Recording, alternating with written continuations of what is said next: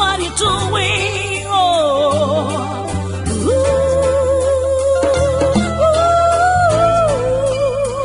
Stop what you're doing.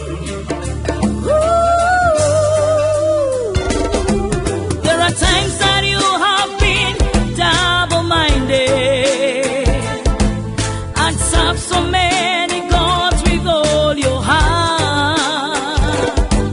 But the voice in the days of just calling all you people. The time has come to stand out and fight.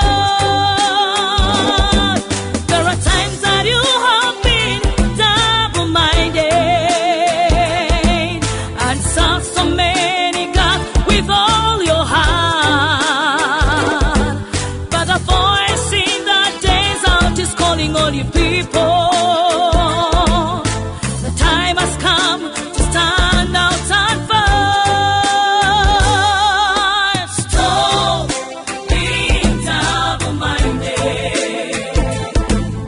Stop serving other gods. There's a question before us. And the question is simply this. How long will you waver between two opinions? If God is God, then follow after God.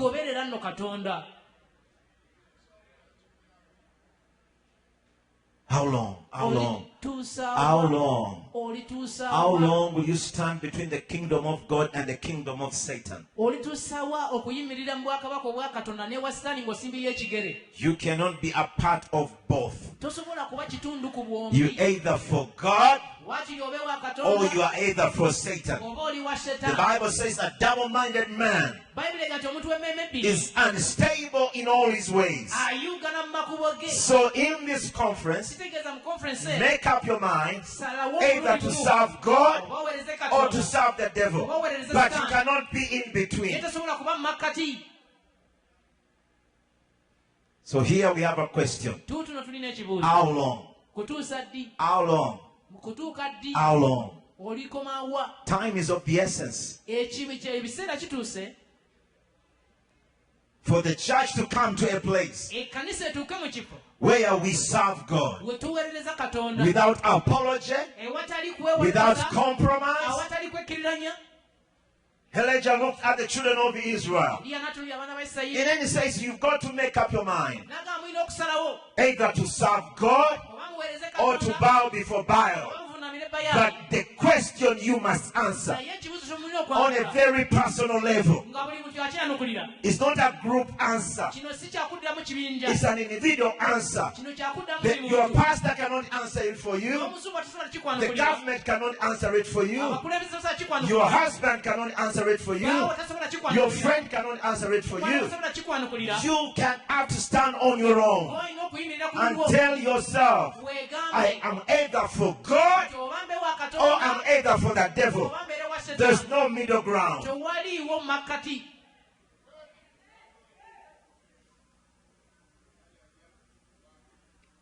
But to me, the issue is not so much about those kind of opinions. For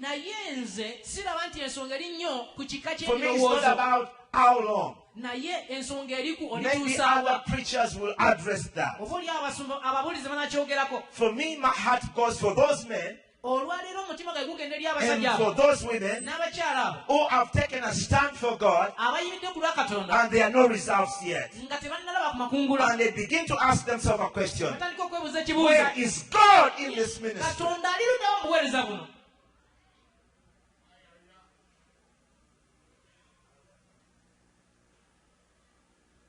My heart goes for those kind of men who have said, well, I'm not in between two opinions. I decided a long time ago to follow Jesus for the last 20 years, for the last 30 years. But there's nothing that's happening to me or through me or about me. Yes, I am not wavering between two opinions. There was a time when I wavered between opinions. There was a time when I did not between church and bar. There was a time when everything went for me. Today I'm in church. Next weekend I'm in the bar. Tomorrow I'm in this church. Next day I'm at Chameleon concert.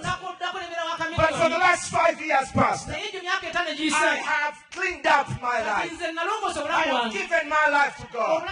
But I see no results. I've tried fasting, and fasting is not working. I've tried giving, and giving not working. I have behaved so well. I have dedicated my life from my head up the sole of my feet. But I see nothing happening. Those are the people that I want to talk to. I want to speak to somebody who says enough is enough. I'm tired of poverty. I'm tired of sickness. I'm tired. I love my God. But I am yet to see the goodness of the Lord in the land of the living. If you are in this congregation and you can bear witness with me, I want you to shout hallelujah. I want to speak to a pastor who has prayed and who has done everything. And for the last 40 years, 30 years, he has only brought one soul to Jesus.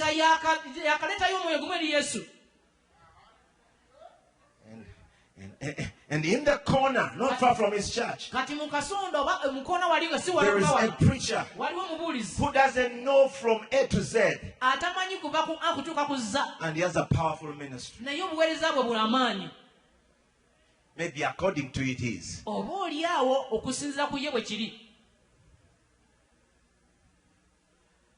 And here you are.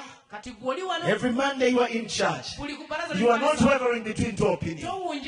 You are settled. But God is not working on your behalf. You have tried everything you know to try. But nothing is happening. But I want you to know, because God has sent me to you, by the end of this sermon, results will happen in your life. Your church will change. Your ministry will fail. Because there is a grace that's about to be released, that's going to change and turn your ministry upside down and bring you to a place that the how long and the when long doesn't matter anymore. That now God is God. Let me say this very humbly, even in your pocket.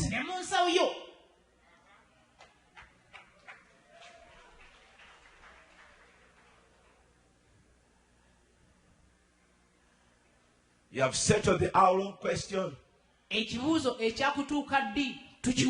But now you are dealing with, where is God now? The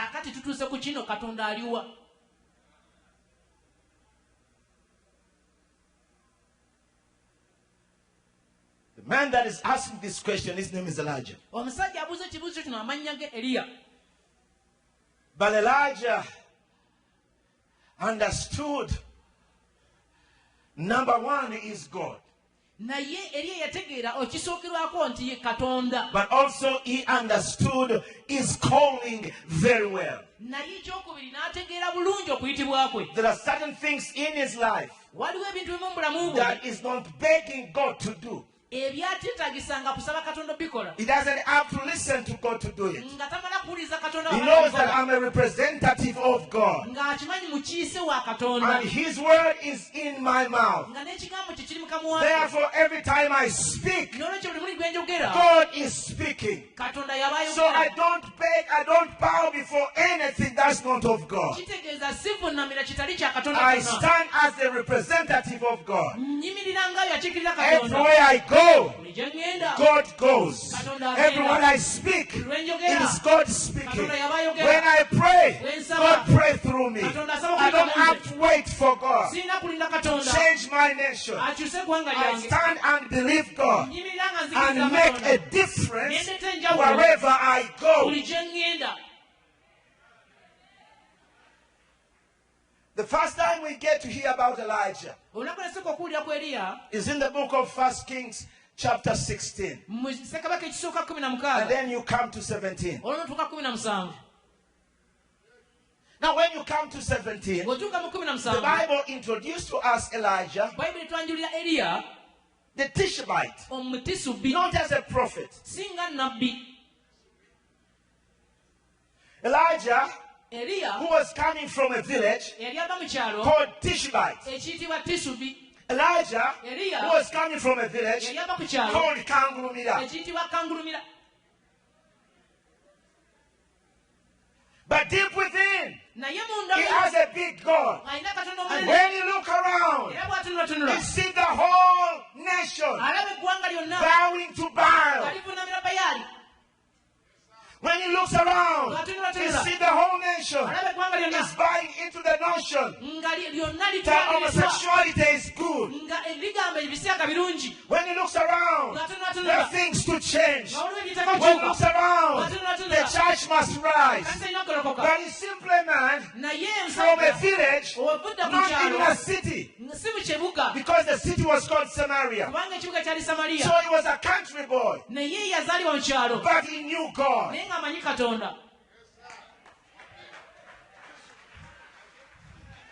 It's coming from a Tishbite. It's coming from a city, a village called Tishbite.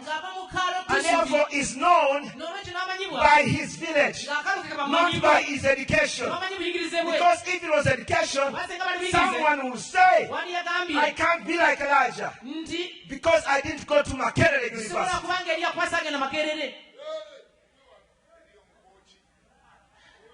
Tell your neighbor, say, neighbor, where do you come from? Where is your village? Where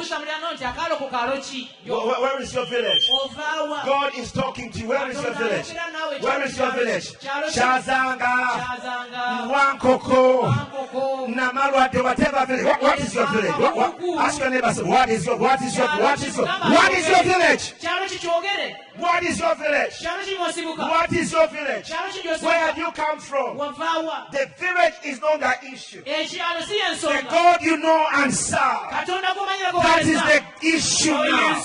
It doesn't matter where you are coming from, but when the hand of the Almighty God is upon your life, you will change a nation, you will change a community, you will change a city. In God, there are no excuses.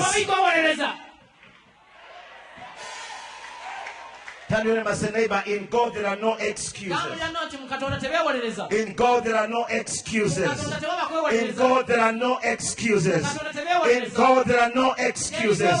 Whether you are short or you are tall, whether you are stupid or smart, whether you are ugly or beautiful, in God there are no excuses.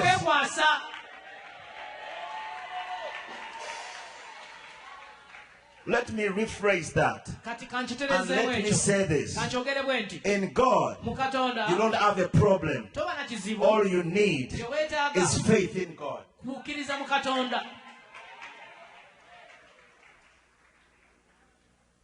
So these excuses, I have no connection to America. It's because of ignorance.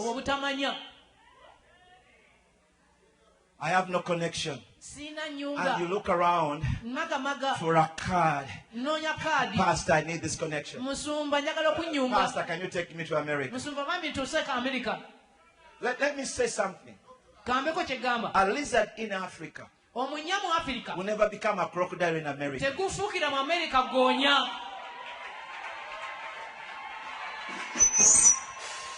So if you want to become a crocodile, become a crocodile now. Don't say when I go to America, then God will bless me. No. The God of the mountains is the God of the valley. The God of resurrection is the God of the dead. The God of everything is the God of the dry bones. So you have no excuse. And the scripture adds, if any man is in Christ, he is a new creation. All the old things are passed away, and behold, all things have become around you, turn your neighbor and say, my good neighbor, in God, there are no excuses.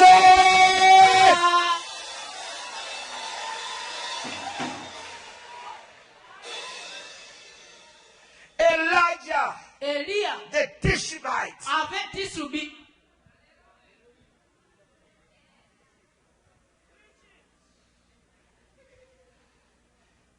but in Tishbite, the hand of God was upon him. And because the hand of God was upon him, that hand of God brought Ahab to his knees. So all of you are saying it's any other MFDC. That's not the issue. The issue is, do we still have the Elijahs who have the hand of God, who are coming from Tishbite? To me, that's the bottom line. Where these nations will go, who is going to win, to me is not the issue. Whoever comes to power, to me is not the issue.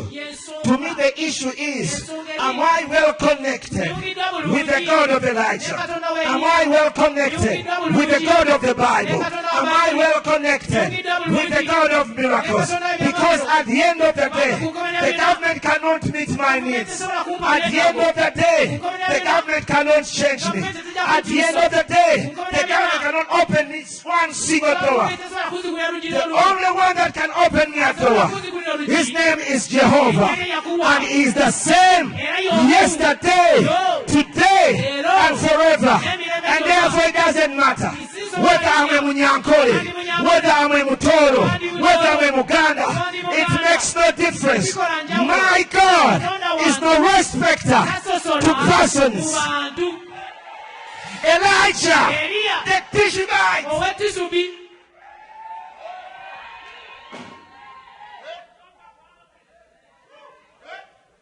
We are eating Elijah for the very first time.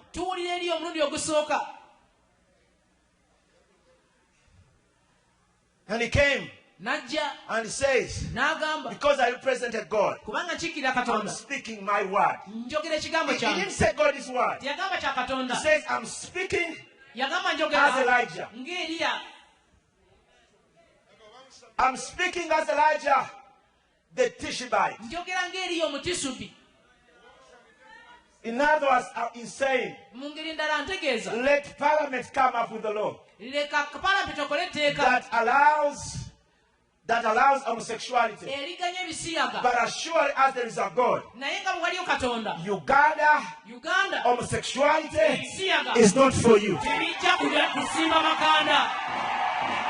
So we don't care whether it's America that's saying get this rubbish. It makes no difference. But we being the light and being the salt of this earth, we are saying Uganda is not for sale. Elijah, the Tishbite.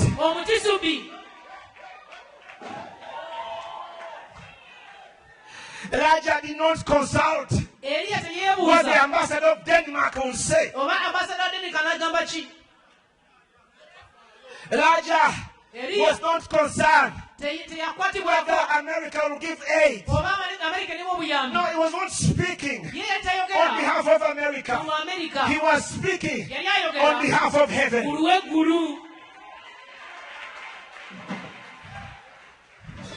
So he comes. Look at the wording. Everybody read chapter 17 verses 1.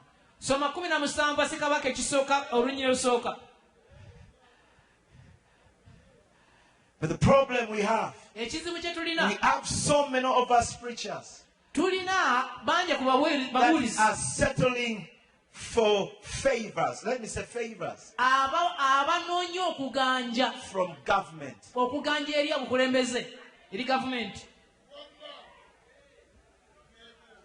So you have no backbone. You have no stand. You have no backbone, you have no stand. Everything goes for you. President, good president, everything goes for you. Listen to me, preachers. You have a higher calling. And listen to what I'm going to say. More than the president of Uganda. You know why? Because the eternal destiny of this nation is in the hands of the church. Presidents come and presidents go. Kingdoms come and kingdoms go. Empires come and empires go. But the king we serve, he is the same yesterday, today, and forever, and is an eternal king. So don't tell me about having favors.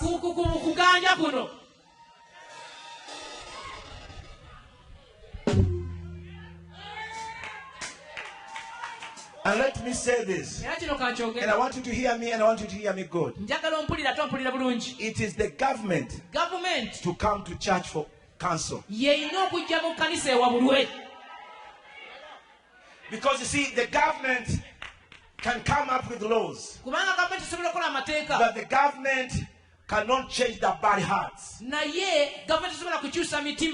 in our hands, we hold the sword of the Spirit. And the Bible says, this sword is quick and powerful, sharper than any two-edged sword. With this, we can change the eternal destiny of this nation. Elijah, the Tishbite, why are you? Uganda needs you right now.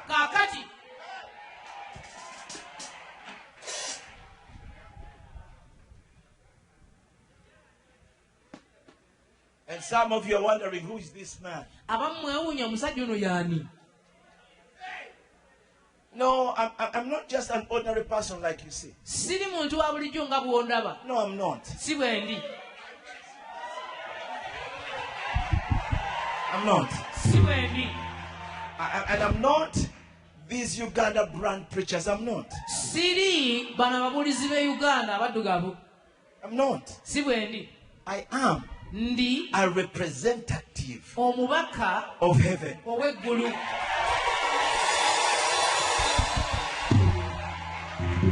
I don't represent FDC. I don't represent NRM. I don't represent anything. I represent God. And God is for all people. So all this foolishness that goes in church, God give us, government give us money to do this. What happened to scripture like Philippians chapter 4? And my God shall supply all my needs according to his riches in glory by Christ Jesus. You know something? If anyone favors you at any time, he can take that favor away. If you don't meet his conditions. But hear what I'm going to say. When God favors you, my brother, that favor, first and foremost, is eternal. Secondly, that favor is global. Thirdly, that favor is national. Fourthly, that favor is village level. Fourthly, that favor is home level. So that you are favored at all levels.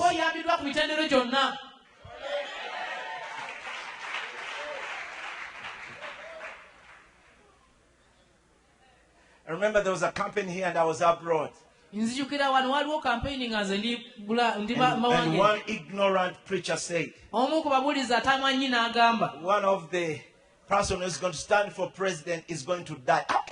How can you say such foolishness?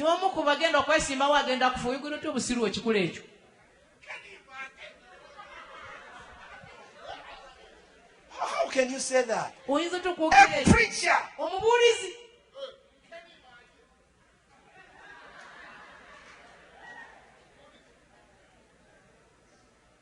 Why do you say that? Just looking for favors. No, the issue is not favors, brethren. The issue is, at the end of the day, when you stand before God, will you hear something like this? Well done, thou good and faithful servant.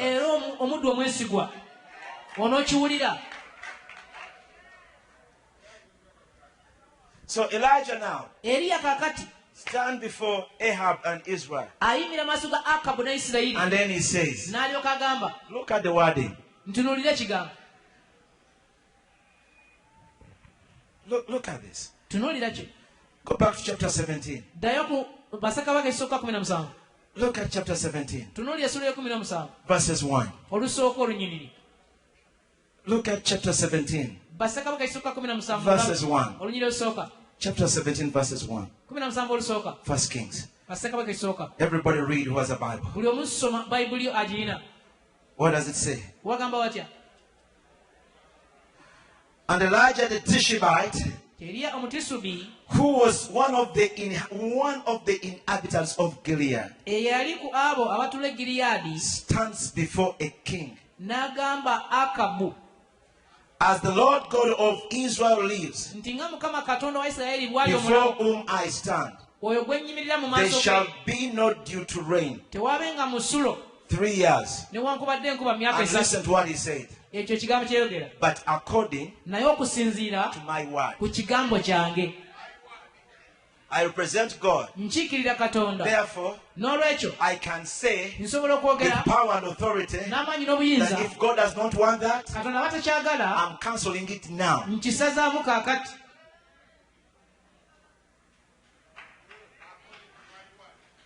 didn't go to God and says, God, what do you think about Ahab?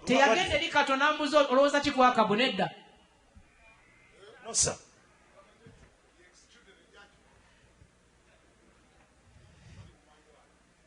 I'm not speaking as God, I'm speaking as Elijah, the representative of God. This is the direction this nation must go. This is the direction this village will go. And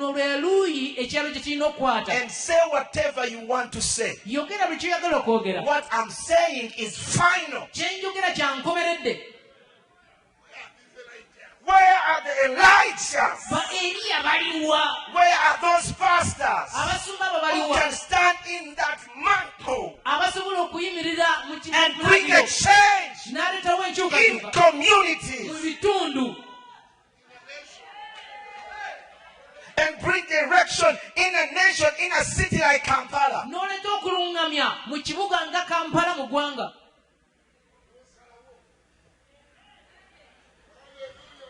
And says, my name is Kiganda. All of you know me. But I want you to know, in the next 40 days, if this does not change, I declare and I decree